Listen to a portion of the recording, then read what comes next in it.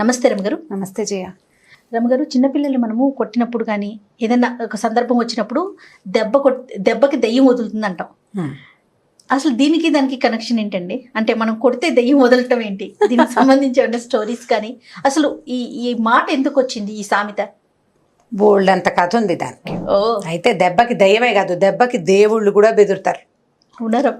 మరి పిల్లలకి ఒక దెబ్బ వేస్తే ఇప్పుడు మామూలుగా అరిచేసి చచ్చిపోతాం, ఎంతసేపు అరిచినా వినరు. ఒక చెంపకాయ పడేసరికి పెద్ద రాగం తీసి మళ్ళీ కొడుతుందేమోనని రాగాన్ని మింగేస్తారు పిల్లలు సాధారణంగా. కాకపోతే పదే పదే కొడుతున్నాం అనుకో, దెబ్బకేమి భయం ఉండదు. రేర్గా పడే ఒక దెబ్బ భయపెడుతుంది. కానీ చిట్టి పొట్టి దెబ్బలేస్తారు జయ. ఏమిటో ప్రతిసారి చెప్పాలనుకుంటా, ఈ వాక్యం చెప్పేసేయాలి ఇప్పుడు. చెప్పండి. చిట్టి పొట్టి దెబ్బలేస్తే పిల్లలు చిక్కిపోతారు.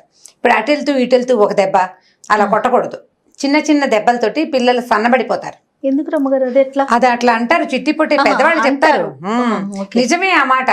ఎప్పుడు చిట్టి పొట్టి దెబ్బలు తగులుతూ ఉంటే పిల్లలు అదురుతారు కదా. ముద్దుకి కొడుతున్నారని ముద్దు కాదు, సీరియస్ గానే ప్రతి చిన్నదానికి ప్రతి విషయానికి ఓ మొట్టికాయ, ఓ చెంపకాయ, ఓ దెబ్బ వేయటం అలా కాకుండా అసలు ఏం అనొద్దు.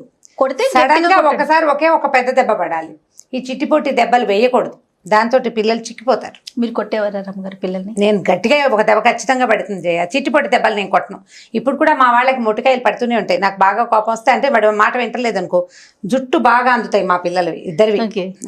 జుట్టు పట్టుకుంటాను, నాకు జుట్టు పట్టుకుని అది ముద్దు తిట్టడానికి కూడా అదే పద్ధతి. నెత్తి మీద మొట్టికాయలు వేస్తూనే ఉంటాను. అంటే ఎవరు అందితే వాళ్ళకి మొట్టికాయలు పడుతూ ఉంటాయి. కాకపోతే ఈ మొట్టికాయలు వేయటం అంటే గట్టిగా కొట్టడం ఒక పద్ధతి. మనం చిన్న చిన్న దెబ్బలు కొట్టకూడదు పిల్లల్ని. కొడితే ఒకటే పెద్ద దెబ్బ. వాడికి ఆ దెబ్బ బెదురు ఉండాలి పిల్లలకి. కొడుతుందేమో అమ్మ అన్న భయం ఉండాలంట. కొడుతుంది, అంతేగాని ఎంతసేపు కొడుతుంది, అంతకంటే ఏం చేస్తుంది, దీనికి అంతకంటే ఇంకేవి రాదనిపించేస్తుంది. అలా చేయకూడదు. ఎప్పుడో 10 రోజులకు 15 రోజులకు ఒక చెంపకాయ పడితే భయం ఉంటుంది. 10 రోజులకు ఒకసారి? ఏమిటి నెలకోసారి కొడతావా? 10 రోజులకు ఒకసారి కొట్టకూడదా? నెలకు ఒకసారా? మరి ఎలా? అసలు పిల్లలు కొడతామా రమ్మ గారు? గట్టిగా నోట్తో చెప్పాలి కానీ మీరు కూడా కొట్టమని చెప్తున్నారా? మరి కొట్టకంటే కుదరదు. మరి దేవుళ్ళు కూడా భయపడతారు దెబ్బకి. అదే కానీ చెప్తున్నాను. చెప్పండి, స్టోరీ చెప్పండి. ఫైనల్ లో డిసైడ్ చేసుకుందరు. కానీ చిన్నప్పుడు న్యూస్ పేపర్లో, చిన్నప్పుడు అంటే నా చిన్నప్పుడు అంటే కనీసం ఇది 70s లో అనుకోండి, న్యూస్ పేపర్లో ఫుల్ పేపర్ ఉంటుంది. ఆ పేపర్ నేల మీద పరిచి మొదటి పేపర్ని ఇలా కొంచెం పైకి లేపితే రెండో పేపర్లో ఈ కార్నర్కి, అంటే పేపర్ ఇలా పెట్టుకుంటే ఇటువైపు కార్నర్కి అనమాట, రైట్ సైడ్ కార్నర్కి ఒక చిన్న కాలం ఉండి అక్కడ ఒక కథ వేసేవాళ్ళు. ఆ కథలో రకరకాల ఇంట్రెస్టింగ్ కథలు అండి. మొత్తం కథ అంతా కాదు, అది సీరియల్ లాగా కథ నడుస్తూ ఉండేది అనమాట. ఒక 5-6 బొమ్మలు లేదా 7 బొమ్మలు, ఒక్కొక్క బొమ్మకి ఇప్పుడు అమర చిత్ర కథలకు ఎట్లా వాక్యాలు ఉంటాయి, ఆ వాక్యాలు ఉండేవి. ఎవ్రీ డే నేను ఆ కథను వెతుక్కుంటూ ఉండేదాన్ని. ఆ కథ కావాలి. పేపర్ ఎవరి చేతిలో ఉన్నా మా నాన్నగారు చదువుతుంటే మధ్యలోకి దూరి, కుర్చీకి పేపర్కి, ఆయనకి మా పేపర్కి మధ్యలో దూరి ఆ కాస్త పేపర్ తీసి అది గబగబా చదివేయాలన్నమాట. అంత ఇంట్రెస్టింగ్గా ఉండేది. అలా చదివిన ఒక కథ ఇది. ఎంత పాతదో. అయితే దీన్ని సరదా కథగానే తీసుకోవాలి, చెప్పడానికి బాగుంటుంది, వినడానికి బాగుంటుంది. ఇది నిజమేనన్న ఆలోచనలో ఉండద్దు. ఒక ఊళ్ళోనట ఒక పూజారి గారు ఉన్నారు. మామూలుగా పల్లెటూళ్ళల్లో ఏదో కాయ కసరు పండించుకుంటారు. ఏదో ఆకుకూరని, తోటకూరని, ఓ దొండపాదు, ఓ కాకరపాదు, అక్కడి నుంచి 4 వంగ మొక్కలు, 4 బెండ మొక్కలు పెట్టుకుంటే ఇక కూరలు కొనుక్కోక్కర్లేదు. ఆ ఉన్న కూర ఏదో అంత కూర వండుకొని కాలక్షేపం చేసేవాళ్ళు. అయితే ఈ పూజారి గారి ఇంట్లో రకరకాల కూరగాయల మొక్కలు ఉన్నాయి. వాళ్ళ ఇంట్లో ఒక బ్రహ్మాండమైన కాకరపాదు ఉంది. కాకరపాదుకి ఏంటంటే స్నానాలు చేసే నీళ్లు, వేడి నీళ్లు పడితే కాకర విరగ్గాస్తుందని చెప్పేవాళ్ళు చిన్నప్పుడు.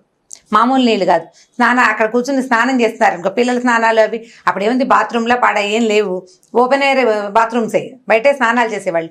ఈ వేడి నీళ్లు, సునిపిండి నీళ్లు, నూనె నీళ్లు అవి తగిలితే కాకర విరగ్గాస్తుందని చెప్పేవాళ్ళు. అయితే వాళ్ళ తోటలో కాకర చెట్టు విపరీతంగా కాసేది, బోల్డ్ కాయలు. ఈ పూజారి గారికి ఓ 2-3 పిల్లలు ఉన్నారు. ఓ కొడుక్కి పెళ్ళయింది. చిన్నపిల్లలు ఏదో చదువుకునేవాళ్ళు. ఈ పెళ్ళి అయితే కోడలు కొత్తగా వచ్చింది.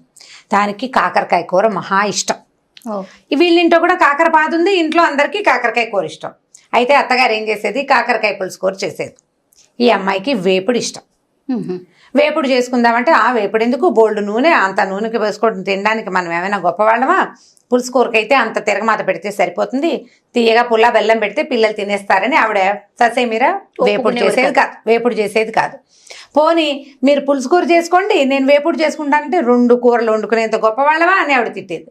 దాంతో అంతసేపు కాకరకాయ కూర చూసినప్పుడల్లా దీనికి వేపుడు మనసులో మెదులుతుండేది ఈ పిల్లకి. అత్తగారు ఒప్పుకునేది కాదు. ఏం అత్తగారండి? ఆవిడ ఒక అత్తగారు మరి. ఓకే. పాతకాలం అత్తగారు. అక్కడి నుంచి ఏమైంది, కొన్ని రోజులు ఇలా గడిచాక ఓ రోజు ఏదో కూరండు తిన్నారు. మర్నాడు పొద్దున్నే ఇంట్లో ఉన్న చిన్నపిల్లలు ఏమో బళ్ళోకి వెళ్ళిపోయారు. అత్తగారికి పక్క ఊరు నుంచి కబురు వచ్చింది, వాళ్ళ అక్కయ్య కూతురు కానీ ఎందుకు సిద్ధంగా ఉంది, కాస్త తోడు రావాలి అని అడిగారు. అడిగేసరికల్లా మామగారు అన్నాడు, నువ్వు అబ్బాయి వెళ్ళండి అని చెప్పారు. చెప్పేసరికల్లా ఆ మామగారేమో ఆయన ఏదో పౌరోహిత్యం చేసుకోవడానికి ఊరి మీదకి వెళ్ళిపోయాడు. భర్త అత్తగారు ఇద్దరు కలిసి పక్క ఊరు పురుడు వేయడానికి వెళ్ళిపోయారు. ఈ పిల్ల ఒక్కతే ఉంది. సరే ఆవిడ ఏమంది, పొద్దున ఏదో వండాను కదా వంట, అన్నం తినేసేయి, ఆ పశువుల దగ్గర బాగు చేయి, ఏవో 10 రకాల పనులు, మామూలుగా ఇంట్లో ఉండే ఆడపిల్లలకు అప్పచెప్పే 10 రకాల పనులు అప్పచెప్పింది. మధ్యాహ్నం అయ్యేసరికి పురుడెళ్ళగానే నేను వచ్చేస్తాను, సాయంకాలం ఆవుకు పాలు తీయాలి, ఈ కథ ఏదో చెప్పి వెళ్ళిపోయింది. ఈ పిల్ల ఏం చేసింది, 4 పనులు సవరించుకున్నాక అన్నం పెట్టుకుందామని అనుకుంది. ఆకలిస్తుంది, అన్నం తిందామని. అప్పుడు దానికి తట్టింది, ఎవరు లేరు, ఏం చక్కగా 2 కాకరకాయలు కోసుకుని వేయించుకుంటే బాగుంటుందని చూసింది. చెట్టు మీద చూస్తే బోల్డ్ సేపు వెతికితే కానీ కాయలు కనపడలా. ముందు రోజు కోసేసుకున్నారు, పక్కింటి వాళ్ళకి వీళ్ళకి పనిచేసి ఉంటారు. అక్కడి నుంచి ఒక లోపలగా మూలకి ఒక 4 అంటే 4 నవనవలాడుతున్న లేత కాకరకాయలు కనపడ్డాయి. అమ్మయ్య దొరికినాయిరా నాయన అని ఆ 4 కాకరకాయలు కోసుకొచ్చి ఏం చేసింది, అంత నూనెసి కాస్త చకచక వేయించుకుంది. కానీ ఏమనుకుంది, ఇక్కడే కూర్చుని తాపీగా తింటూ కూర్చుంటే అత్తగారు వచ్చేస్తే పట్టుబడిపోతాము, నీళ్ళకెళ్ళి తింటే సరిపోతుంది. నీళ్ళకెళ్ళాలంటే చెరువుకి బిందు బుచ్చుకు వెళ్ళాలి, ఒక అరగంట 30 గంట పడుతుంది. ఆ లోపల అత్తారు తిరిగి వచ్చేసినా ఆవిడ కనపడకుండా ఉంటుందని ఏం చేసింది, ఈ కాకరకాయ వేపుడిని చిన్న గిన్నెలో వేసుకుని గిన్నె తోమేసింది. అక్కడి నుంచి ఆ పొద్దున అత్తగారు చేసిన పులుసో కూర ఏదో ఉందిగా, అది వేసుకుని అన్నం తినేసింది. ఇది ఎక్స్ట్రా తినడానికి బౌల్లో వేసుకుంది అనమాట, స్నాక్ వేసుకుని ఏం చేసింది, బిందులో పెట్టుకుని చెరువు గట్టుకు బయలుదేరింది. అన్నం తినేసింది, దొడ్డి తలుపు వాకిలి తలుపు వేసేసింది, గేట్ వేసుకుని వెళ్ళిపోయింది. ఈ వెళుతూ ఉంటే ఏమనుకుంది, చెరువు గట్టు మీదకి వెళ్తే చాలా మంది కనపడుతున్నారు. చెరువు గట్టు మీద అక్కడ కూర్చుని కాకరకాయ కూర ఓపెన్ చేస్తే దాంట్లో ఇంగు వేసింది, జీలకర్ర వేసింది. అదేమో మూత తీసేసరికల్లా వాసన వస్తుంది కదా, వేపుడు గుమగుమలాడుతూ వాసన రాదు, వాసన వస్తుంది. ఎవరైనా అర్థమవుతుంది. రెండోది నేను తింటున్నట్టు చూస్తారు. ఓ పని చేద్దామని ఈ చెరువు గట్టుకి కొద్దిగా యువతలుగా ఒక కాళిక అమ్మవారి దేవాలయం ఉంది. ఆ ఊళ్ళో చిన్న గుడి. వీళ్ళ మామగారు కూడా అక్కడ అర్చన చేస్తాడు, అంటే ఆ గ్రామ దేవత అనమాట కాళికమ్మ. అయితే ఏం చేసింది, అదే పెద్ద గుడి ఏం కాదు, అది చిన్న గుడి.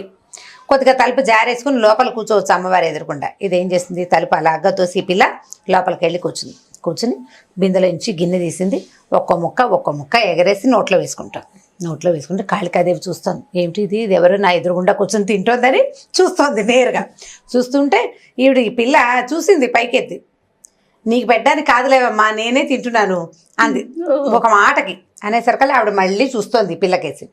ఇది తింటుంటే నీకు డ్రైగా ఉన్న ముక్కలు తినేసరికి మనకేమవుతుంది, గొట్టొచ్చి ఎక్కిళ్ళు వస్తాయి. అటు ఇటు చూసేసరికల్లా ఏమైంది, కూరలో నూనె తక్కువైంది, నూనె తక్కువగా ఉంది, అందుకే గొట్టొస్తుందని దీపారాధన పెడతారు కదా, ఆ దీపారాధన నువ్వుల నూనెని కొద్దిగా అలాగా ఒక చెంచాడు కూరలోకి పడేలాగా వంచి దీపారాధన అక్కడ పెట్టింది. కూర ముక్కలు కదిపింది ఇట్లా చిన్న గిన్నెని. ఆ గిన్నె కదిపి ఏం చేసింది, మళ్ళీ 4 ముక్కలు నోట్లో వేసుకుంది.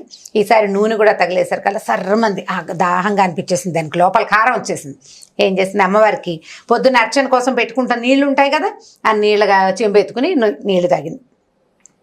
ఆవిడ అదే పనిగా చూస్తూ పోస్తుంది, ఇందుంపదేగా గుళ్ళోకి వచ్చి ఎంగిలి వండిన పదార్థం పోనీ నాకు నైవేద్యం కాదు, తినేస్తూ నా దీపారాధనలో నూనె పోసుకుంది, నా నీళ్ళే తాగేస్తోంది, గుడంతా ఎంగిలి చేస్తుంది నా అని ఇలా ముక్కు మీద వేలేసుకుంది అమ్మవారు కాళికాదేవి. ఈ పిల్ల తినేసింది, దానికి తిండి గోలే కానీ ఈ అమ్మవారి గోల లేదు. తినేసి కబకబా లేచి బయటకు వెళ్ళిపోయింది, తలుపు దగ్గరగా వేసి. అమ్మవారిని చూడలేదు, ఆ పిల్ల చూసుకోవాలి, కోడలు వెళ్ళిపోయింది. చెరువులోకి వెళ్ళింది, కామ్గా ఈ గిన్నె గడిగేసేసింది, తుడుచుకుంది. కాసిన మా చెరువు నీళ్ళు ఒకటి దాగి ఓ బిందె నీళ్లు ముంచుకుని లాలా అని పాట పాడుకుంటూ ఇంటికి చేరిపోయింది. చేరిన తర్వాత ఏమైంది, మీది మధ్యాహ్నం కదా, 12 గంటలకో 11:30కో సాయంకాలం అయింది. సాయంకాలం దీపారాధన చేయటానికి అర్చకుడు గుళ్ళోకి వెళ్ళేసరికల్లా అమ్మవారి ఇట్లా ముక్కు మీద వేలేసుకుని కనపడుతుంది. అయ్యో రామా, కాళికాదేవి ముక్కు మీద వేలేసుకుంది, ఏదో అపరాధం జరిగింది ఊళ్ళో అని గోల మొదలైంది. వీళ్ళ ఇంటి దాకా రాలేదు, ఊరంతా ఆ రోజులు ఏంటంటే పెందరాళ్ళే పడుకునేవాళ్ళు కదా, వాళ్ళల్లో వాళ్ళు చెప్పుకున్నారు, రేపు పొద్దున్నే చూడాలనుకున్నారు. తెల్లవారేసరికల్లా ఊరంతా పొక్కిపోయింది. అమ్మవారి ముక్కు మీద వేలేసుకుంది కాబట్టి ఇప్పుడు జాతర జరిపించి అక్కడ ఒక ఉంటాడు, మరిడయ్య అని ఒక ఆయన ఉంటాడు, లేదా గురవయ్య అని ఉంటాడు. ఆ గురవయ్య ఒంటి మీదకి వచ్చి ఏం జరిగిందో చెప్తుంది అమ్మవారు. ఈ అమ్మాయి అనుకుంది కొంప మునిగిపోయింది, నిన్న నేను కాకరకాయ కూర తింటా చూసిందో ఏమిటో, అందుకే ముక్కు మీద వేలేసుకుంది. ఇప్పుడు గురవయ్య ఒంటి మీదకి వచ్చింది అనుకో అమ్మవారు, నిజం చెప్పి ఫలానా పిల్ల ఫలానా పూజారి గారి కోడలు కాకరకాయ తిన్నది, ఎంగిల్ చేసింది, నీళ్ళు తాగింది, దీపారాధన నూనెంతా వాడేసింది అని చెప్పేస్తే ముందు ఊళ్ళో పరుగు పోవటం పక్కన పెట్టి కాకరకాయ కూర వండుకు తిన్నందుకు అత్తగారు ఏమంటుందో అని భయపడి ఈ పిల్ల ఏం చేసింది, గబగబా బిందుచ్చుకుని మంచినీళ్ళకి వెళ్తున్నానని చెప్పి గుళ్ళోకి వచ్చింది. గుడి దగ్గర జనం అంతా చేరేసరికి ఈ పిల్లంది అందరూ తలా ఒకటి వచ్చి దండాలు పెట్టుకుంటున్నారు. మా అమ్మ మా తల్లి మేకనిస్తాం, గొర్రెనిస్తాం, కోడినిస్తాం, ఏం జరిగింది ఏమిటో చెప్పు, నువ్వు ప్రశాంతంగా ఉండు, నువ్వు ముక్కు మీద వేలు తీసేయి. మా అమ్మ అంటే ఏమీ లేదు, ఆవిడ అలాగే కళ్ళు పెద్దవి చేసి చూస్తుంది, ముక్కు మీద వేలు మాత్రం అలాగే ఉంది. సరే వీళ్ళు ఏమనుకున్నారు, ఎవరందరూ తలా ఒక మొక్కు చెప్పండిరా, ఏ మొక్కుకైనా అమ్మవారికి నచ్చితే వేలు తీసేస్తుంది అన్నారు. ఎవరేం చెప్పినా ఆవిడ కదలటలా అటగే పెట్టుకుంది ముక్కు మీద వేలు. ఈ అమ్మాయి ఏం చేస్తుంది, నేను కూడా చెప్తా అంటే వీళ్ళు ఏమనుకున్నారు, బ్రాహ్మణులు పూజారి గారి కోడలు బాగా మాటకారి చక్కగా చురుగ్గా ఉంటుంది, ఇదేదో చెప్తుందంటే మీరందరూ బయటకు వెళ్ళిపోండి, నేను అమ్మవారితో మాట్లాడతానంది. వెళ్ళి నుంచుంది ఎదురుకుండా. ఏమమ్మా, నేను కాకరకాయ కూర తింటే మాత్రం నువ్వు ముక్కు మీద వేలేసుకుంటావా? ఇప్పుడు వాడు ఎవడికో ఒంటి మీదకి వచ్చి చెబితే మా అత్త నన్ను బతకనిస్తుందా? నీ సొమ్మేం పోయింది, నువ్వు హాయిగానే ఉన్నావు, అత్తలేదు ఆడపడిచిపోరలేదు, నీకు అత్తగారు ఉంటే తెలిసేది, తీ ముక్కు మీద వేలంది. ముక్కు మీద వేలు తీసేయి. ఇప్పుడు నువ్వు చెప్పేవో గురవై ఒంటి మీదకి వచ్చి నువ్వు చెప్పేవా, నేను చచ్చానే, మా అత్తగారు నన్ను బతకనివ్వదు, నీకు అత్త లేదు ఆడపడుచు లేదు, నీకు ఎలా తెలుస్తుంది నా నొప్పి? నీకు కూడా ఒక కూర అంటే ఇష్టమయ్యి వాళ్ళు వండుకొని ఇవ్వకుండా చేస్తే అప్పుడు కదా నీకు తెలిసేది నొప్పి, తీ ముక్కు మీద వేలు నువ్వు అనేసరికల్లా ఆవిడ అలాగే చూస్తుంది, ముక్కు మీద వేలు తీల. ఇక ఈ పిల్ల కేకలేసింది, చెప్పింది, ఏం చెప్పినా ఆవిడ మాత్రం కళ్ళు అలాగే ఉనిమి చూస్తుంది, ముక్కు మీద వేలు మాత్రం తీట్ల. ఈ పిల్ల కొళ్ళు మండిపోయింది. ఏంటి నువ్వు, నీ గద్దరితనం ఏమిటమ్మా, నాకు అర్థం కాదు, నేను కూర వండుకు తింటాను తప్పైతే నువ్వు ముక్కు మీద వేలేసుకోవడం కూడా తప్పే. పాపం పిల్ల పుట్టింట్లో చక్కగా వేయించుకు తినేది, ఇక్కడ పులుసుకూర తినాల్సి వస్తుంది అన్న ఆలోచన లేదు చూడు, నువ్వేం తల్లివి, ఉండు నీ సంగతి చెప్తానని బిందె పట్టుకెళ్ళింది కదా, బిందెలో ఒక గుండ్రాయి పట్టుకెళ్ళింది ఇంట్లో ఇచ్చి. ఆ గుండ్రాయి ఎత్తింది, వేలు తీస్తావా, ముక్కు పచ్చడి చేయమన్నావా, టీ ముందు అనగానే ఆవిడేమనుకుంది, దిందు పదక ఇది అంత పని ఇంత పని చేస్తుంది, ఎందుకంటే అది చేసిన పనే అలాంటిది. పైగా ఇందరు మనుషులుంటే వాళ్ళందరినీ బయట నుంచోబెట్టి ఇలా పోట్లాడుతుందంటే ఇది ఆ పనైనా చేస్తుందని ముక్కు మీద వేలు తీసేసింది కామ్గా ఆవిడ. దీంతో పెట్టుకోకూడదు, సరేలే అత్తగారు పాపం కూర తినివ్వట్లేదు, ఏదో చేసుకుంది, దాని మాట కరెక్టే కదా అని ఆలోచించుకుని కాళికాదేవి ముక్కు మీద వేలు తీసి కామ్గా చేయి కిందకి పెట్టుకుంది. ఈవిడ అమ్మ ఏం చేసింది, తీసేసిందని అందరికీ చెప్పింది. అందరూ వచ్చి చూశారు. చూడంగానే అమ్మ పూజారి గారి కోడలు ఎంత భక్తురాలు, అమ్మవారితో నేరుగా మాట్లాడి ముక్కు మీద వేలు తీయించేసింది అని చెప్పి ఇక ఆ పిల్లని ఇక మామూలుగా కాదు, నువ్వే రోజు అమ్మవారికి వచ్చి పూజ చేయాలమ్మాయి అని చెప్పి ఇక ఎంతో ముద్దుగా చూసేశారు. అత్తగారు కూడా తన కోడలు ఎంత మహాభక్తురాలో తెలుసుకుని అప్పటి నుంచి దానికి ఇష్టమైన కాకరకాయ వేపుడే వండి పెడుతూ అమ్మవారి ప్రధాన గణంలోకి ఈ పిల్లని చేర్చేశారనమాట. ఆ అమ్మాయి కూడా అప్పుడు ఆ క్షణానికి తను తప్పించుకోవాలి కాబట్టి అమ్మవారితో పోట్లాడింది, కానీ అది భక్తి కాకపోవడం ఏం లేదు దానికి. ఆ తర్వాత నుంచి అమ్మవారిని నిత్యం చక్కగా సేవించుకుంది. పూజారి కూడా బాగా, ఈ పిల్ల ఏముంది రోజు గుళ్ళోకి వచ్చి పూజ చేసే వాళ్ళకి సంపద ఆటోమేటిక్గా వస్తుంది. తర్వాత వాళ్ళ కుటుంబం బాగుపడింది. కాకరకాయ ముక్కల ద్వారా ఈ పని చేసింది అనమాట. ఆవిడకి భయం వేసింది కదా, దెబ్బ అంటే దెబ్బ దేవుడికి కూడా గురువే. ఎప్పుడు మనం మామూలుగా తెలుగులో చెప్తారు, సామెతలు చెప్పుకుంటామా, సంస్కృత సామెతలు కూడా కొన్ని మనం చెప్తాం. దండం దశగుణం భవేత్ అని. దండం అంటే ఒక దెబ్బ 10 రకాలుగా పనిచేస్తుంది. ఈ మధ్య వాట్సాప్లో ఒకళ్ళు ఎవరో ఒక వీడియో పెట్టారు, వాట్సాప్లో కాదనుకుంటా ఫేస్బుక్లో.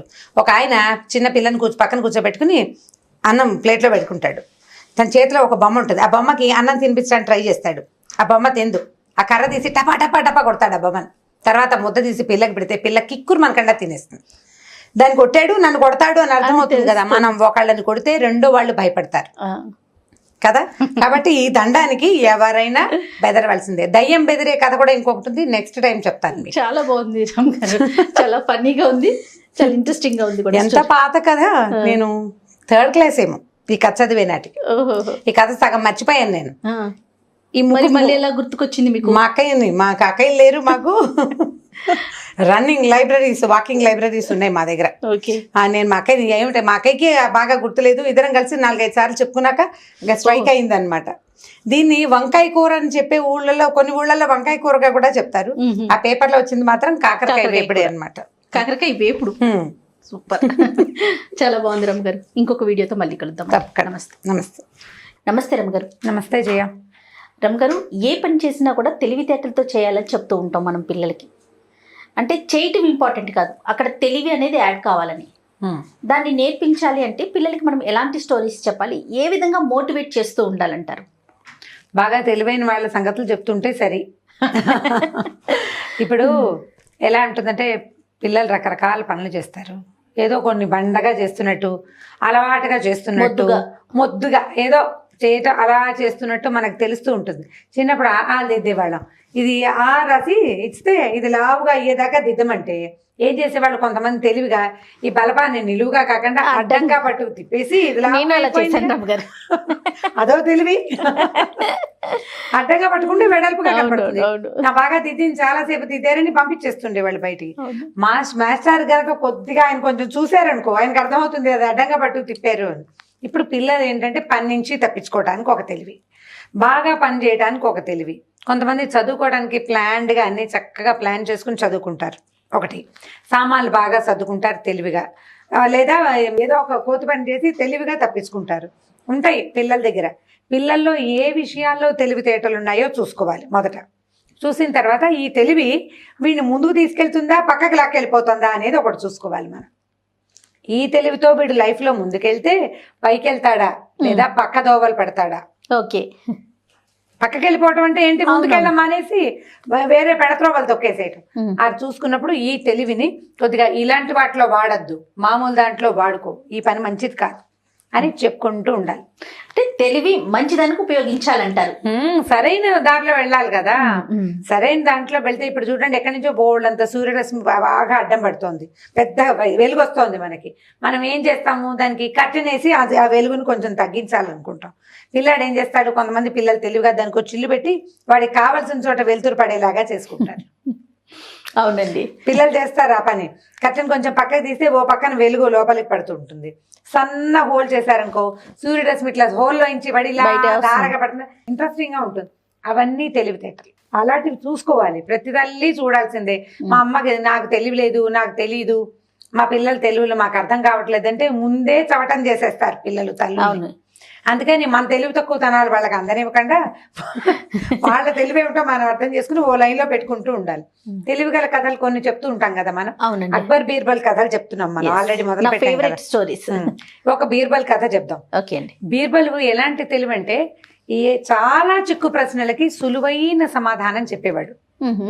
ఈయన సులువైన సమాధానం చెప్పింది ఒక పెద్ద కథ, ఒక చిన్న ఊరికే చిన్న విషయం చెప్తాను. ఒక వర్షాకాలం అట యమునా నదికి వరదలు వచ్చింది. అక్బర్ గారి ఇల్లు, ఆయన పడుకునే కోట ఇల్లు అని కూడా ఆయన రూము ఈ యమునా నది సౌండ్ వినపడే వైపుకి ఉంది ఆయన గది. గాలి బాగా వస్తుందని చివరి వైపుకి, అంటే కార్నర్ రూమ్ అనమాట.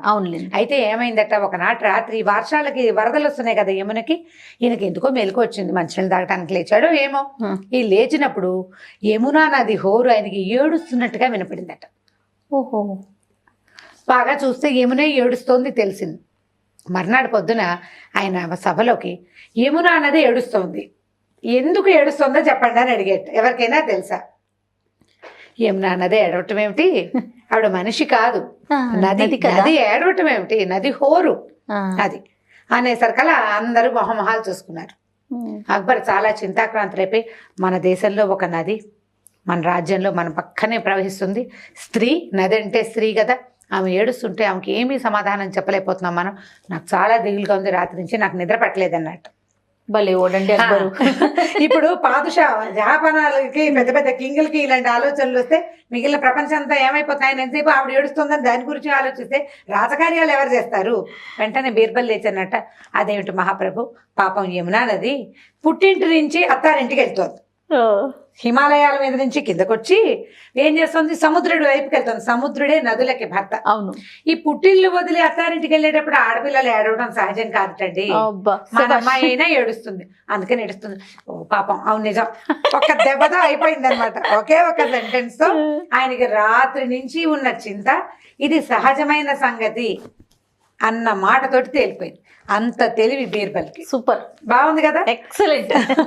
పెద్ద కథ చెప్తాను చూడండి. రైట్. ఒకసారి ఎండాకాలం బాగా ముదిరింది మనకి. ఇప్పుడు ఈ ఢిల్లీ అటువైపు చలి ఎంత విపరీతంగా ఉంటుందో, ఎండలు అంత విపరీతంగా ఉంటాయి. మేము ఎప్పుడో 25-30 ఏళ్ళ నాడు మంచి ఎండాకాలం వెళ్ళాం. మంచినీళ్ళు తాగి గ్లాస్ అక్కడ పెట్టేసరికి మళ్ళీ దాహం వేస్తుంది జయ. అంత వేడి కాలిపోతూ ఉంటుంది.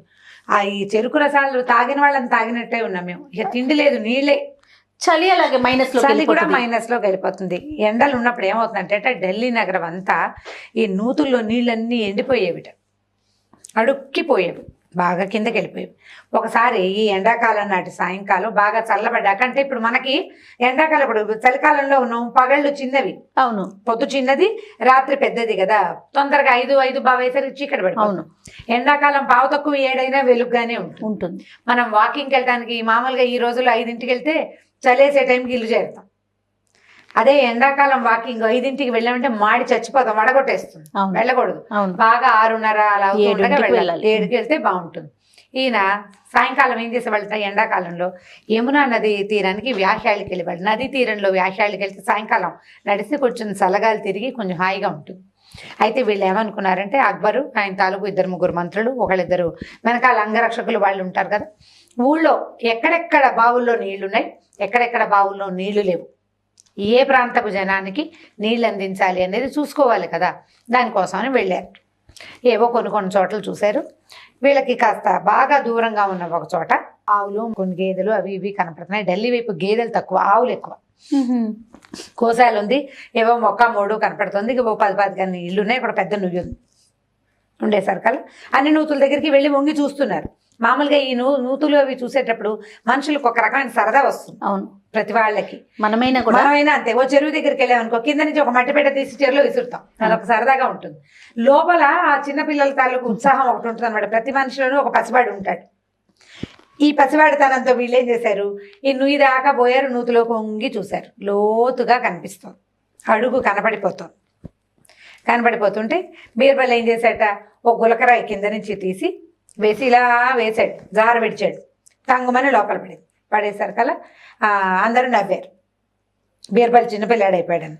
అయిపోయి అలా కాదు, మనం వేసిన వస్తువు వేసినట్టుగా కనపడుతోంది, ఇప్పుడు ఏం వేసినా ఇందులో నుంచి తీసుకోవచ్చు, నూతులో ఏం పడినా తీసుకోవచ్చు. వర్షాకాలం అయితే ఏమవుతుంది, నూతులో ఏదైనా పడితే తీయలేము. అవునండి, నీళ్ళలోంచి తీయడం కష్టం కదా అనేసరికల్లా ఈయన ఏం చేశాడు, అక్బరు వేలుకున్న వజ్రపు ఉంగరం తీసి ఓ రాయికి ఇంకో రాయి తోడు అని టిక్కుమని వేశాడు. ఒక ధ్యాస కంటే సరదాకి చేసేసాక వీళ్ళ అయ్యో ఉంగరం పడేస్తున్నారన్నారు. అప్పటికే ఉంగరం కాస్త కిందకి వెళ్ళిపోయింది. బీర్బల్ వేసిన రాయి పక్కనే ఈ ఉంగరం కూర్చుంది.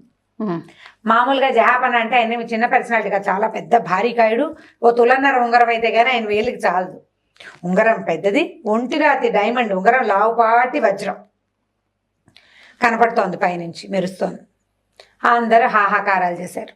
అయ్యో అదేమిటి ఇలా పడేసుకున్నారు అన్నారు. అనేసరికల్లా ఏమైంది, అక్బర్ గారికి ఏం చేయాలో తెలియలే. తీయిద్దాం అనుకున్నారు. ఎవరైనా నూతులోకి దిగే వాళ్ళని పిలవండోయ్ అన్నాడు. ఒకళ్ళిద్దరు అటు ఇటు వెళ్ళేసరికి ఈ అక్బర్కి ఒక ఐడియా వచ్చింది. దిక్కండా ఎవరైనా ఈ ఉంగరం తీయగలరా అని అడిగాడు. అడిగేసరికల్లా బీర్బల్ కొద్దిగా ఆలోచించి తీయచ్చు ప్రభు అన్నాడు. తీయచ్చు అన్నాడు. అనేసరికల్లా ఈ చుట్టుపక్కల వాళ్ళందరికీ కొంచెం బీర్బల్ అంటే మంట. ఎంతసేపు ఈయన జహాపనాకి నచ్చే మాటలే మాట్లాడతాడని. ఎలా తీస్తాం ప్రభు, మనం మనని పంపేసి బీర్బల్ గారు ఎవరినైనా దింపి తీయించేస్తాడు, ఆయన తెలివి. ఇప్పుడు నూతులో నీళ్లు ఉన్నాయి అనుకో, ఏ బొక్కనో వేసి లాగుతారు అనుకోవచ్చు, నీళ్లు లేవు, ఎలా తీస్తారు? ఉంగరం ఏమో ఇంత వస్తువు, ఎంత ఉంటుంది ఉంగరం, అది వజ్రం లావుపాటిదైనా ఉంగరం కాస్త 1.5 తులం అంత వస్తువు కాదు కదా, ఇంత వస్తువు, అది ఎట్లా తీస్తారు? పైగా ఇనపదనుకో ఏ అయస్కాంతమో వేయచ్చు, బంగారపదానికి అయస్కాంతం పనిచేయదు కదా, పట్టదు కదా. ఇక్కడ బీర్బల్ గారు తెలివితేటలు ఎలా వాడతాడో మరి, మన పంపించి చల్లగా ఆయన ఎవరినైనా దింపుతాడు అనేసరికల్లా అక్బర్ అన్నాడు, బీర్బల్ నిజం చెప్పు, నువ్వు చేయగలవా అంటే, చెయ్యొచ్చు ప్రభు, అదేం పెద్ద కష్టం కాదు, మనిషి దిక్కండానే ఇందులోంచి ఈ వస్తువుని తీయచ్చు అన్నాడు. అనేసరికల్లా అబ్బు అన్నాడు, సరే రేపు సాయంత్రానికి మళ్ళీ వస్తాం మేము, దీన్ని ఎట్లా తీస్తాము ఒకటి. నెంబర్ 2, ఇక్కడ ఇద్దరు కాపలా ఉండండి, ఎవరు ఈ ఇందులోకి దిక్కండా చూసుకోండి. ఎవరైనా దిగి వజ్రపుడు ఉంగరం కొట్టేయచ్చు మొదటిది. బీర్బలే ఎవరినైనా దింపి దొంగతనంగా ఈ ఉంగరం తీసి నేనే తీసాయని చెప్పచ్చు. మిగిలిన వాళ్ళకి నమ్మకం కుదరాలి కదా. నాకు బీర్బల్ అంటే నమ్మకమే. బీర్బల్ నేను నమ్ముతా. అతను అఘటన సమర్థుడు, అంటే ఎప్పుడూ జరగని విషయాన్ని కూడా చెయ్యగలిగినంత సమర్థుడు, నేను నమ్ముతాను.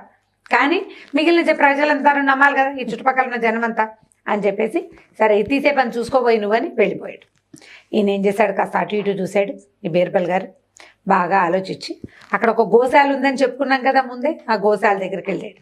అక్కడ ఒక ఆవిడ కునుకు పట్టుబడుతూ కూర్చుంది. కాస్త చల్లబడింది కదా, అప్పుడే 6:30 అయింది, వెలుగ్గానే ఉంది, కాస్త కొద్దిగా చల్లగాలి తిరుగుతుంది, నిద్రపడుతుంది ఆవిడకి. ఏమన్నాడు, అవ్వ ఒక పేడకడి కావాలి అని అడిగాడు. దానికి ఏం భాగ్యం నాయన, ఒక కడి పేడకేముంది, తీసుకో, బోళ్ళ నావులు అన్నీ మనమే, నీకంటేనా అంది. అనేసరికి ఈయన ఏం చేశాడు, అక్కడి నుంచి ఇంత ఆవు పేడని ఎత్తుకున్నాడు చేతితోటి. తను ఇట్లా ఎగరేస్తూ బాల్ లాగా చేసుకున్నాడు. తీసుకొచ్చాడు, ఆ నూతులోకి గురి చూసి విసిరాడు. కరెక్ట్గా విసిరితే ఈ పేడ కరెక్ట్గా ఎక్కడ పడింది, ఉంగరం మీద పడింది. ఉంగరం మీద పడేసరికల్లా ఇక ఇప్పుడు ఉంగరం కనపడ, అంతకుముందు ఉంగరం మెరుస్తోంది, కొద్దిగా నీరెండు ఉంటుంది 6:15కి, ఇంకా ఎండ ఉంటుంది, మిలమిల్లాడుతోంది వజ్రం. ఈ పేడ వెళ్ళి దాని మీద కూర్చోగానే ఏమైంది, ఇంకా ఉంగరం కనపడలే, అంటే కరెక్ట్గా ఉంగరం మీద పడింది అనమాట. అక్కడి నుంచి ఏం చేశాడు, ఆయనకి నడువుకి ఓ ఉత్తరీయం ఉంటుంది, మామూలుగా నడుముకి కట్టుకుంటారు కదా దట్టిలాగా, దట్టి ఊడదీసి ఒక 5-6 పీలికలుగా చింపేశాడు. దాన్ని ఒకదానికొకటి గట్టిగా ముడేసి ఒక పొడుగాటి తాడు తయారు చేసుకున్నాడు.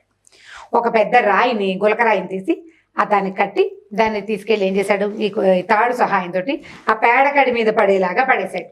పడేసి తాడు కోసని అక్కడ చెట్టు కట్టేశాడు. అరే ఈ తాడు ఎవరు ముట్టుకోవద్దు, నూతులోకి ఎవరు దిక్కగా చూసుకోమని చెప్పారు కదా జహాపన, చూసుకోండిరా నాయన అని చెప్పాడు. వెళ్ళిపోయాడు ఇంటికి. తెల్లారి యథాప్రకారం సూర్యోదయం అయింది. కర్రలాడిపోతుంది ఎండ, బాగా ఎండ కాసింది ఆ రోజు. సాయంకాలం 5:30-5:30కి జనాభా అంతా చేరారు. మరి తీస్తాడు కదా బీర్బల్ దిక్కండా, బీర్బల్ గారు కూడా వచ్చాడు. ఆయన ఏం చేశాడు, తాడు కట్టాడు కదా, ఈ తాడుని పట్టుకుని లాగా పైకి లాగేస్తే తాడు చివరి ఏం కట్టాడు, రాయి వెళ్ళి దేని మీద పడింది, పేడకడి మీద పడింది.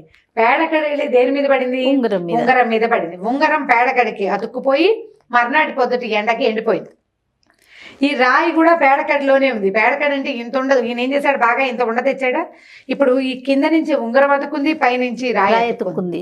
ఇలా లాగితే తొందరగా వచ్చి ఊడిపోతుంది. అలాగా లాక్కుంటూ వచ్చాడు.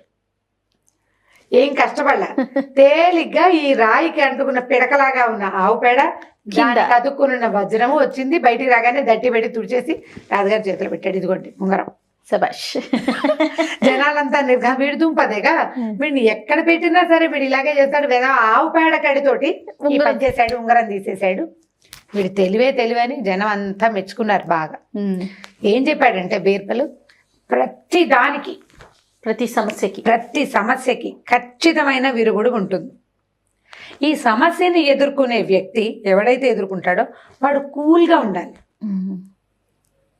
హైరాణ పడ్డాడా వాడికి ఏం తట్టదు. హేస్టీగా యాక్ట్ చేస్తే ఏమి చేయలేకపోతాం.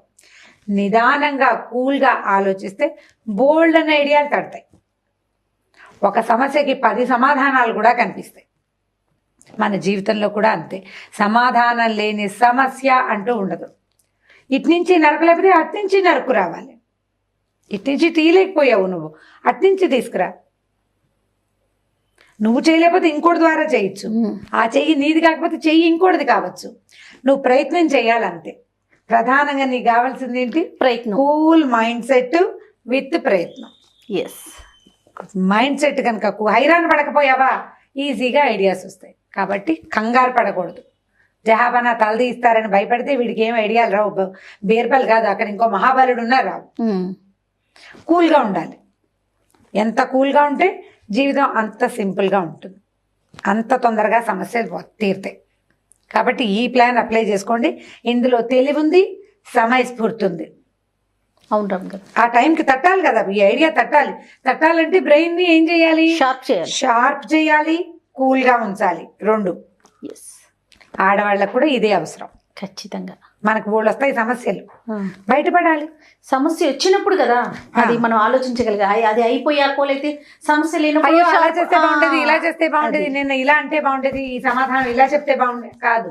అప్పటికప్పుడు చేయాలంటే నువ్వు ఎంతసేపు ఫోన్లో ఉండి ఎప్పుడు కాలక్షేపం చేస్తూ గప్పాలు కొట్టుకుంటూ పిచ్చి కబుర్లు చెప్పుకుంటూ పని పాట లేకుండా ఉంటే బ్రెయిన్ షార్ప్గా ఉండదు.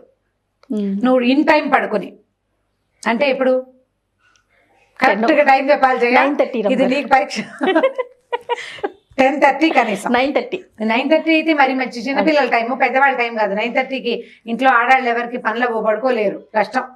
10:30 అయితే ఓకే, నీకు మెమరీ పని చేసి పెడతారు కాబట్టి తెలియట్లేదు బహుశా. కుదరవు 9:30 రమ్మ గారు నాదైతే. మీదైతే 9:30, మాదైతే 10:30. 10:30కి పడుకున్నా 5:30, 6 o'clock నిద్ర లేచేయటం. ఆదివారం కదా అని 10కి లేస్తాను అనొద్దు, ఎర్లీగా లేవటం. నియమబద్ధమైన జీవితం, కరెక్ట్గా ఈ టైంకి. ఇవాళ సెలవు కదా, ఇవాళ పండగ కదా, ఇవాళ అది కదా ఇది కదా అని స్నానాలు, పూజలు, భోజనాలు, టిఫిన్లు అన్ని వాయిదాలు వేయటం చేయొద్దు. ఇన్ టైం చేయండి, ఇంటాక్ట్గా చేయండి. దానివల్ల మీ మీద మీకు కంట్రోల్ ఉంటుంది. కరెక్ట్గా చేయాలి. ఈ కరెక్ట్గా చేసినప్పుడే షార్ప్గా ఉంటారు. ఎలా పడితే అలాగా, ఏది ఎలా ఉంటే అలాగా, ఇవాళ రోజు ఎలా ఉంటే నా పని అలా ఉంటుంది అన్నవా, నీకేముంది షార్ప్నెస్, బద్ధకిష్టుతనం ఉంటుంది. బద్ధకిష్టులు షార్ప్గా ఉండలేరు. బద్ధకాన్ని వెడనాడండి అమ్మా, బద్ధకాన్ని పారద్రోలండి మీ దగ్గర ఉంటే. పిల్లల తల్లులకి అసలు బద్ధకం పనికిరాదు, ఎందుకంటే మీ పిల్లలకి క్యారీ అయిపోతుంది అది. అవును, మీ తెలివి క్యారీ అవుతుంది, బద్ధకం అది కూడా క్యారీ అవుతుంది న్యాచురల్లీ. అది పోయి అదొకటి వచ్చి ఇది రాకుండా ఉంటుంది ఏమిటి, ఇది కూడా వస్తుంది. కాబట్టి జాగ్రత్త పడండి, బీ షార్ప్. నమస్తే రమగారు. నమస్తే జయ. రమగారు, మనం విక్రమ బేతాళ కథలు ఒరిజినల్ సిరీస్ చెప్పుకుంటున్నాం. ఈరోజు ఏం చెప్తున్నారు? పట్టువదలని విక్రమార్కుడు మళ్ళీ వెనక్కి నడిచాడు, చెట్టెక్కాడు, కళేబరాన్ని భుజం మీద వేసుకున్నాడు. కళేబరంతో పాటు ఆవహించి ఉన్న భేతాళుడు కూడా విక్రమార్కుడు వెనకాలే వచ్చేసాడు. రాజుని చెప్పాడు, ఒక కొత్త కథ చెప్తాను నీకు, మార్గాయాసం తెలియకుండా ఓ కథ చెప్తాను, చివరి ప్రశ్నకి సమాధానం చెప్పాలి. ఎలా? సరే, ఏం చెప్పాడు? పూర్వం అట ఇది ఉజ్జయిని నగరంలో ఒక యువకుడు ఉండేవాడు. వాడి పేరు దేవశర్మ. అయితే ఏమైందట, వాళ్ళ నాన్న చాలా ఉత్తముడు, చాలా ఆస్తి స్వాస్థ్య బోళ్ళని ఉన్నాయి వాళ్ళకి. ఆయన చాలా అతిలోక సౌందర్యవతి అయిన ఒక పిల్లని తెచ్చి వీడికి ఇచ్చి పెళ్లి చేశాడు. హరిశర్మ, దేవశర్మ గారి కొడుకు హరిశర్మ. హరిశర్మే మన కథకి హీరో. ఈ హరిశర్మకి ఎంత అందమైన పిల్లని తెచ్చి పెళ్లి చేశాడో ఆయన, అసలు మామూలు సౌందర్యం కాదట. ఇక భార్యాలోలత్వంగానే ఉండేవాడు అతను, ఆ పెళ్ళాన్ని వదిలిపెట్టకుండా, ఆమె అందాన్ని పట్టలేక. పరమాద్భుత సౌందర్యవతి. ఒకనాడు ఈ వివాహమైన కొంతకాలానికి మేడ మీద, ఒక ఎండాకాలంలో భార్య భర్త ఇద్దరు పైన మేడ మీద 2-3 ఫ్లోర్ల పైన చక్కగా వెన్నెల పాన్ వేసుకుని హాయిగా పడుకుని ఉండగా, ఒక మదనవేగుడు అనే ఒక గంధర్వుడు ఆ దారిని ఆకాశ మార్గంలో వెళ్తూ ఈ మహాద్భుత సౌందర్యవతిగా ఉన్నటువంటి ఈవిడ్ని తీసుకెళ్ళిపోయాడు. ఈయన చూస్తూనే ఉన్నాడు. ఇక భార్య కోసం అలమటించిపోయాడు అతను. ఎంత ఏడ్చాడో, నా భార్యో అని. ఇక్కడ స్నానం చేసేది, ఇక్కడ పడుకునేది, ఇక్కడ నుంచునేది, ఇక్కడ తలుదుకునేది, ఇక్కడ పువ్వులు పెట్టుకుంటే మా ఆవిడ అంత బాగుండేది, ఇంత బాగుండేది, అట్లా అలా తలుచుకుని ఎంత పిచ్చుకుపోయేవాడు. జనం వెతకడానికి ఎక్కడ వెతుకుతారు? గంధర్వుడు ఎత్తుకుపోయాడు. మనుషులు వెతుకుపోయారనుకో, పోనీ వెళ్ళి ఆ యుద్ధమో ఇంకోటో చేస్తారు, గంధర్వులతో ఏం చేస్తారు? సరే, ఇలా గడిచిపోయింది కొన్నాళ్ళు. అతను చాలా దిగులుగా భార్య విరహంతో చిక్కి శల్యమైపోయి అలా ఉండేవాడు.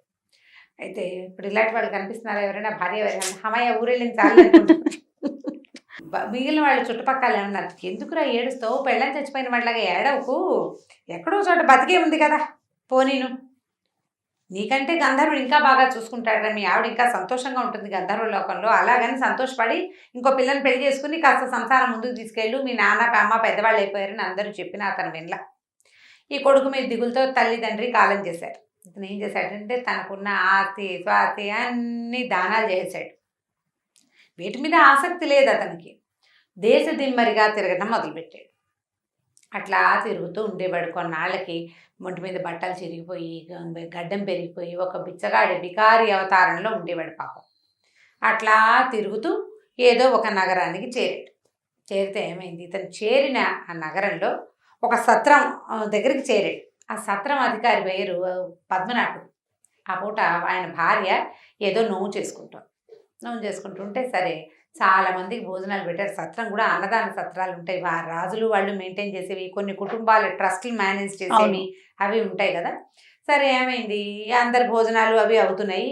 సత్రం అధికారి భార్య బయట వచ్చి నుంచుంది ఆవిడ గుమ్మల్లో. సత్రము ఉంది, ఇల్లు ఉంది, పక్క పక్కనే ఉన్నాయి అన్నమాట. బయటకు వచ్చి నుంచుని చూస్తే ఈ బికారిగా దీనంగా ఉన్న అతను అరుగు మీద వచ్చి కూర్చున్నాడు, ఈ హరిశర్మ. ఆవిడేమనుకుంది, అయ్యో పాపం అందరికీ ఏదో దరిపోయే వాళ్ళకి అన్నం పెడుతున్నాం, వీడు అసలు పాపం అన్నార్తుడు, ఇలాంటి వాడికి అన్నం పెడితే కదా మనకి పుణ్యం వచ్చేది అని సరే లోపలికి చూస్తే అప్పుడే అన్నాలు చివరి పెరుగన్నాల్లోకి వచ్చారు. అంతా విస్తర్లు, కొంతమంది లేచిన వాళ్ళు, కొంతమంది లేవని వాళ్ళు, గందరగోళంగా అంతా అంటూ మంగళం హైరాణగా. ఆవిడేమనుకుంది, సరే గబగబా లోపలికి వెళ్ళి ఓ విస్తర్ నిండా చక్కగా పాయసం పెట్టి దాన్ని ధారాళంగా నెయ్యేసి పట్టుకొచ్చి ఈయనకి చేతిలో పెట్టింది.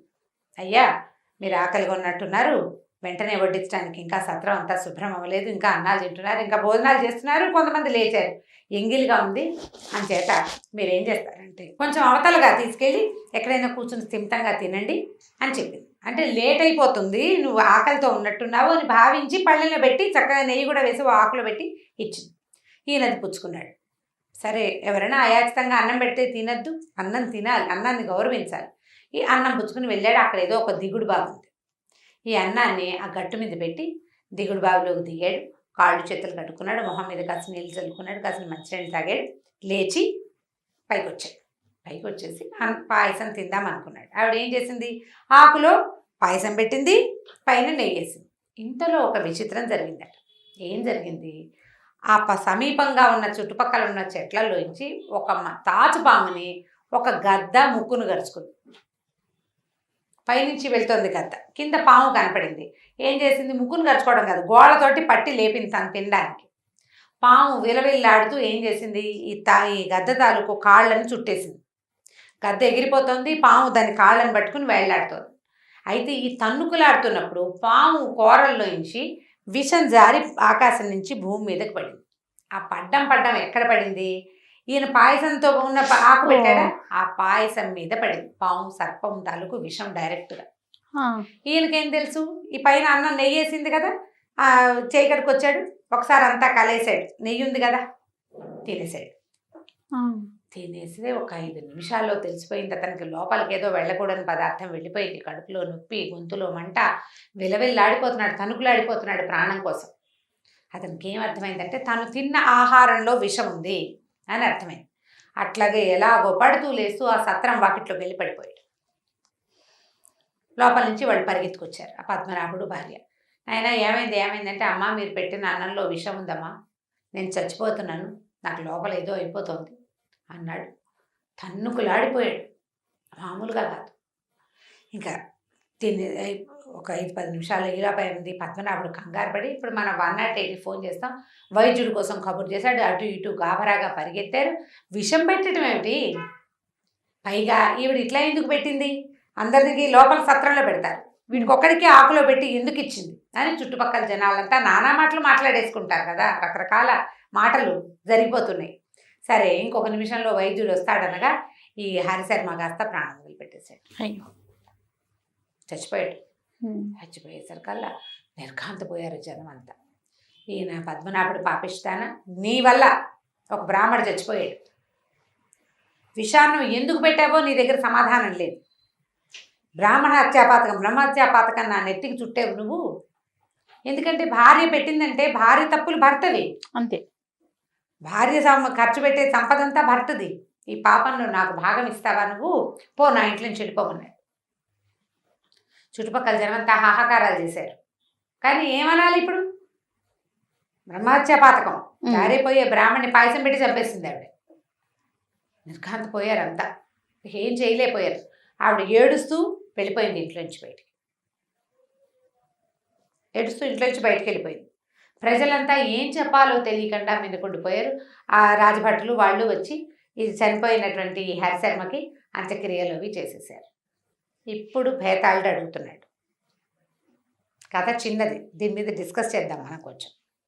రాజా, ఈ పాపం ఎవరిది, పద్మనాభుడి భార్యదా, గరుడ పక్షిదా, పాముదా, ఈ ముగ్గురులో ఎవరిది ఈ పాపం? పద్మనాభుడి భార్య అతనికి పాయసం ఇచ్చి అక్కడికి పంపకుండా ఉంటే సరిపోయేది. పాయసం మీద నెయ్యి వేసింది, నెయ్యి అనుకుని విషాన్ని కూడా కలిపేసుకున్నాడు అతను.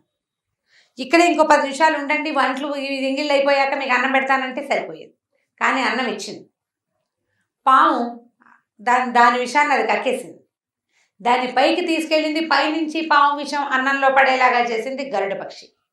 వీళ్ళ ముగ్గురులో ఎవరిది తప్పు చెప్పు, ఈ పాపం ఎవరికి అంటగట్టాలి మనం ఇప్పుడు? బ్రహ్మహత్యా పాతకం ఈ ముగ్గురులో ఎవరిది అని అడిగింది. ఎంత బాగుంది యుక్తిగా ప్రశ్న. అప్పుడు రాజుగారు చెప్పాడు, విక్రమార్కుడు ఏం చెప్పాడో ప్రేక్షకులను అడుగుదామా, మనమే చెప్దామా? ఇప్పుడు లైవ్ అయితే ప్రేక్షకుల నుంచి మనం ఆన్సర్ తీసుకునే వాళ్ళం, అవకాశం లేదు కాబట్టి మీరే చెప్పేసేయాలి. రాజు ఏం చెప్పాడంటే, వీళ్ళ ముగ్గురిది తప్పు కాదు. ఆవిడ అన్నార్తుడిని చూసి అన్నం పెట్టాలని భావించింది, తప్పు కాదు. తప్పు కాదు, ఆమెది తప్పు లేదు అసలు. గరుడ పక్షి తన తిండి కోసం పాముని పట్టుకుంది, లోక సహజమైన సంగతి. ఒక పాముని అది మంచి పర్వంలో ఉన్నప్పుడు ఎవరైనా పట్టుకుని పైకి లేవదీస్తే దాని నోట్లోంచి విషం అసంకల్పిత ప్రతీకార చర్యగా పడిపోతుంది. ఇప్పుడు పాముది కూడా తప్పు కాదు. ఈ ముగ్గురికి ఈ పాపం అంటదు. ఎవరైనా మూర్ఖుడు వీళ్ళ ముగ్గురులో ఎవరో ఒకళ్ళకి బ్రహ్మహత్యా పాతకాన్ని కనుక అంటగట్టాడో అది వాడికి వెళ్తుంది. ఇప్పుడు పద్మనాభుడికి వెళ్ళింది ఇది, చూసారా? ఇప్పుడు సత్రమధికారి అయినటువంటి పద్మనాభుడు ఏ సంబంధము లేని వాడికి అంటింది. ఎందుకంటే ఇలా కాకతాళీయంగా జరిగిన వాటిలలో ఒకళ్ళని దోషిగా చేయకూడదు. ఆ దోషిగా చేసే ప్రయత్నం కనుక ఎవరు చేస్తారో ఆ తప్పు వాళ్ళదవుతుంది. కాబట్టి వీళ్ళ ముగ్గురికి పాతకం లేదు, ఆయనకి పాతకం ఉందని చెప్పాడు విక్రమార్కుడు. బేతాళుడు మెచ్చుకున్నాడు. ఇలాంటి ప్రశ్నకి నువ్వు తప్పిస్తే ఎవరు సమాధానం చెప్పలేరు. వ్యక్తుల వల్ల కాదు, ఇది మామూలు వాళ్ళ వల్ల కాదు. నువ్వు కాబట్టి ఇలాంటి ఆన్సర్ చెప్పావు, కానీ నువ్వు మౌనభంగం చేసావు, నేను వెళ్ళిపోతున్నాను అన్నాడు. వెళ్ళిపోతున్నానని వెళ్ళిపోయాడు. ఇప్పుడు వీడు ఈ హరిశర్మ అనేవాడు వాళ్ళ ఊళ్ళో ఉంటే పోయేవాడా కాదు, ఎలాగోలాగా ఉండేవాడు, బతికేవాడు. ఓ భార్య పోతే ఇంకో పెళ్లి చేసుకుంటే సరిపోయేది. జీవితంలో ముందుకెళ్ళాలి కదా, వెళ్ళకుండా పో అని భార్య వద్దు, నీ ఇంట్లోనే నీ వాకిట్లోనే నువ్వు ఉంటే పోయేది. దేశ దిమ్మరవటం కూడా అతను తప్పు. చావడానికి ఆ ఊరు వెళ్ళినట్టు అయ్యింది కదా. మనం సాధారణంగా ఇలా చాలా విషయాలు మన దగ్గర జీవితంలో జరుగుతూ ఉంటాయి. మనం వీళ్ళ వల్లే వాళ్ళ వల్లే వీళ్ళు ఇంకొకరిని నిందిస్తూ ఉంటాం, ఎవరో ఒకళ్ళకి దీన్ని ఆపాదించుతాం, ఆ బాధ్యుల్ని చేయడానికి ట్రై చేస్తాం. మనం ఎవరో ఒకళ్ళు ఆ బాధ్యత తీసుకోవాలని అనుకుంటాం, కాలానికి దాన్ని వదిలిపెట్టేయాలి. ఏదో ఒక మిస్టేక్ ఒకటి జరుగుతుంది, ఆ జరిగిన దానికి ఏ ఒక్కళ్ళు బాధ్యులు కాకుండా పోతారు. ఇది ఇలా జరగకపోతే అది అలా జరిగేది కాదు, అది అలా జరగకపోతే ఇంకోలా జరిగేది కాదు. అది అట్లా జరగడం క్యాజువల్గా జరిగింది అంతే. కాబట్టి ఒకరిని బాధ్యుల్ని చేయటం కానీ ఎవరో ఒకళ్ళకి ఈ తప్పును అంటగట్టేయటం, ఆపాదించేయటం అది చెయ్యకూడదు. విక్రమార్కుడు చెప్పిన పాయింట్, ఆపాదించిన వాడు ఎవడుంటాడో ఆ తప్పు వాళ్ళదే అవుతుంది, చాలా బాగుంది, మన మీద ఉండిపోతుంది అన్నమాట. కాబట్టి ఎప్పుడైనా ఇలాంటి దుస్సంఘటనలు జరిగినప్పుడు తప్పెవరిది అనేది కొంచెం కూలంకషంగా ఆలోచించిన నింద వేయకూడదు అన్నమాట. చాలా బాగుంది రమ్మగారు. మనం ఇంటికి రైట్ రమ్మగారు, నమస్తే. నమస్తే.